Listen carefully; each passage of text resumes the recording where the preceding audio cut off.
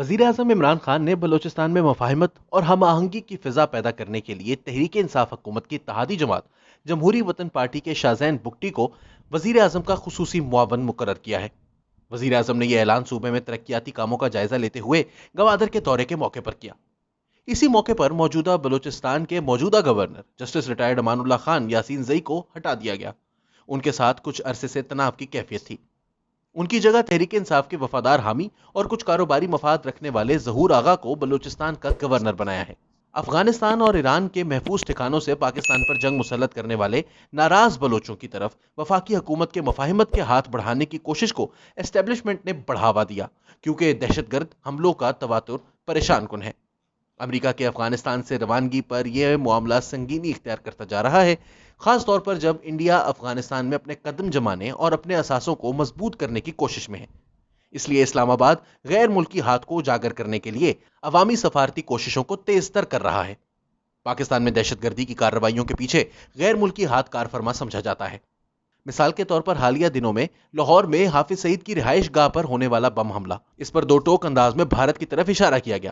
یہ بھی الزام لگایا جاتا ہے کہ بلوچ علیحدگی پسندوں کو بھارت فنڈز اور ٹریننگ فراہم کر رہا ہے۔ ان حالات میں ہمیں حکومت کی ناراض بلوچ قوتوں کو واپس قومی دھارے میں لانے کی کوشش کو مسترد نہیں کرنا چاہیے۔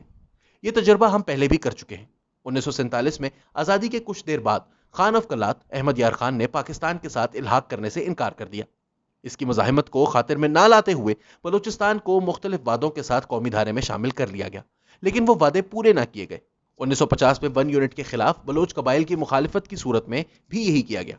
نوروز خان کی بغاوت کو معافی اور وعدوں کے درمیان دبا دیا گیا، مگر اس کے بیٹوں کو قتل کر دیا گیا اور چند سال بعد وہ خود بھی جیل میں دوران قید انتقال کر گیا۔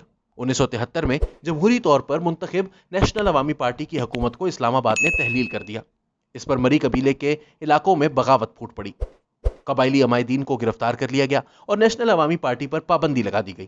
تاہم جنرل ضیاء الحق نے جولائی 1977 میں اقتدار سنبھالتے ہی حیدرآباد جیل میں قید غداروں اور باغیوں کو آزاد کر دیا اور 1 جنوری 1978 سے انہیں عام معافی دے دی گئی۔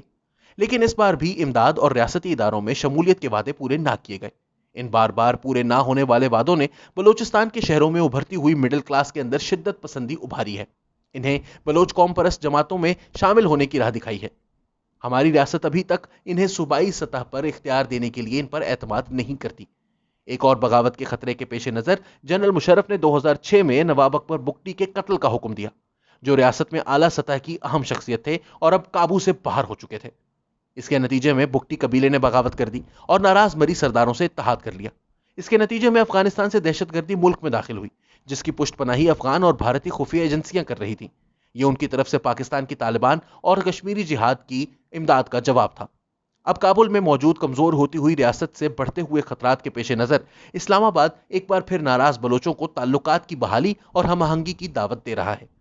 تاہم گزشتہ دہائی کے دوران طرفین کا اتنا خون بہہ چکا ہے اور اتنی بڑی تعداد میں بلوچ خاندان اپنے سینکڑوں چاہنے والوں کی گمشدگیوں پر غم و غصے کا شکار ہیں کہ باہمی اعتماد بہت کم رہ گیا ہے۔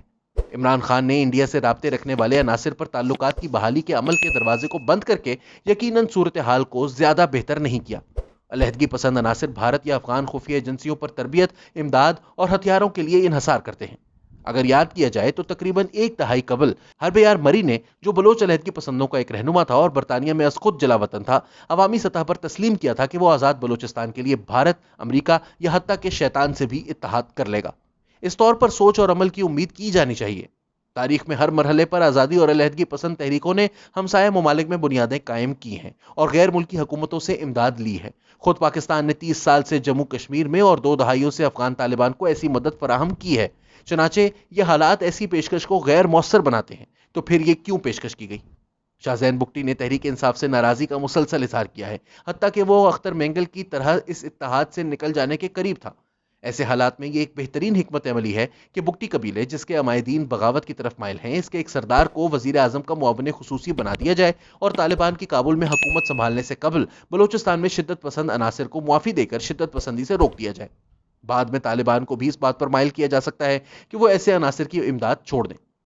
تعلقات کی بہتری کو بھارت سے رابطے ختم کرنے کے ساتھ جوڑ کر اسلام آباد انہیں ہتھیار ڈالنے اور قومی دھارے میں شامل ہونے کی دعوت دے رہا ہے۔ کیا یہ کام کرے گا؟ افغانستان میں موجود پاکستان مخالف قوتیں، تحریک طالبان پاکستان، بلوچ علیحدگی پسند اور القاعدہ وغیرہ ختم نہیں ہونے جا رہے۔ یہ سب اس بات پر منحصر ہے کہ امریکہ کی قیادت اور عالمی برادری کی پشت پناہی میں چلنے والی اشرف غنی حکومت کتنی دیر چلے گی اور طالبان کو پورے افغانستان پر کنٹرول قائم کرنے میں کتنا عرصہ لگے گا۔ اس کے بعد بھی طالبان یقیناً اس اہم دور میں پاکستان کے اپنے حمایت یا مخالفت میں کردار کو مد نظر رکھ کر فیصلہ کریں گے کہ ان گروہوں سے کیا سلوک کیا جائے۔ اس کا دار و مدار طالبان کے اقتدار سنبھالنے کے بعد ان کی مقامی اور بین الاقوامی پالیسیوں پر بھی ہوگا۔ مختصر یہ کہ عمران خان کی شاذین بگٹی کے ذریعے ہم آہنگی اور تعلقات میں بہتری کی دعوت فی الحال